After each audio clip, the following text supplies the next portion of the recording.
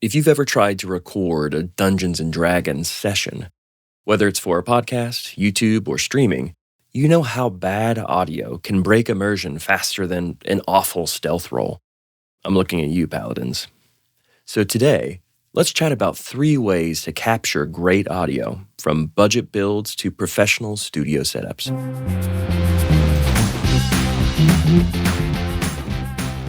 With all these builds, you'll need a computer or mobile device to record your audio. You'll also need a DAW, or digital audio workstation. I use Logic, but there are some great free options too, like GarageBand for Apple devices or Audacity. For this first setup, a USB microphone and a laptop are the only things you need. This is the easiest, cheapest, and fastest way to start recording your tabletop sessions. The pros of a USB mic. There's no extra gear or crazy cables. It's a plug-and-play solution, which is great for beginners. It's so much better than using your laptop or camera mic. The cons? You usually have limited control over gain and tone. It's not modular with the exception of software. And USB mics can pick up more background noise, especially in a noisy room full of dice and snacks.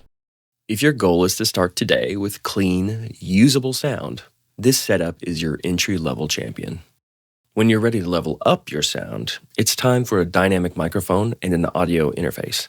So instead of a USB mic, you're using an XLR dynamic mic, something like the Shure SM58, Rode PodMic, or Electro-Voice RE320. Today, I'm using the Shure Beta 58A, going direct into my Focusrite Clarett Plus 8 Pre. The sequence goes like this. The microphone plugs into your audio interface.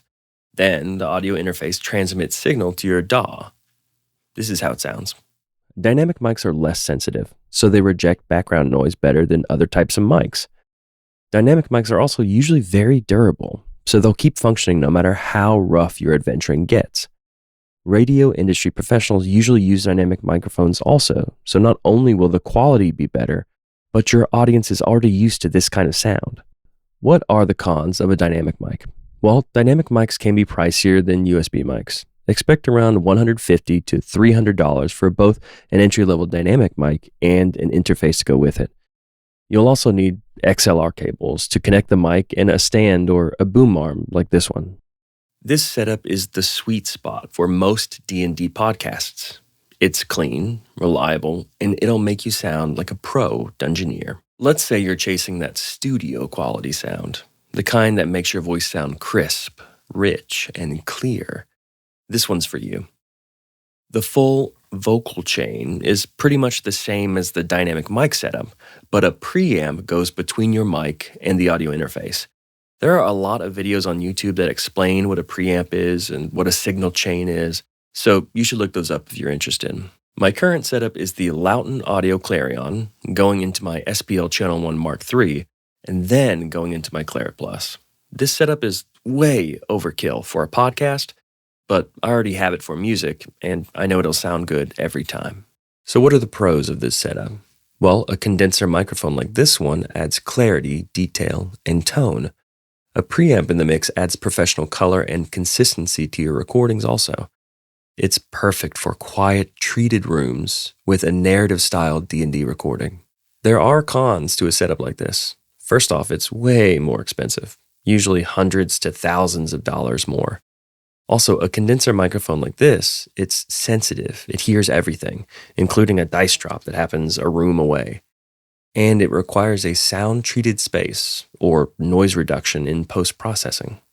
Like I said, this setup is more than anyone needs, but if you want a fantasy audiobook vibe, this is your legendary level setup.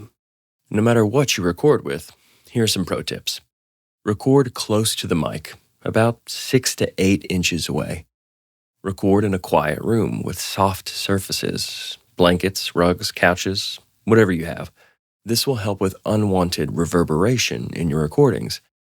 And always back up your audio files. You never know what can happen, so it's better to be safe than sorry. Whether you're a USB adventurer just starting out, or a level 20 studio wizard, these tips should help you bring your tabletop world to life. Have fun and be safe, y'all. I'll see you later.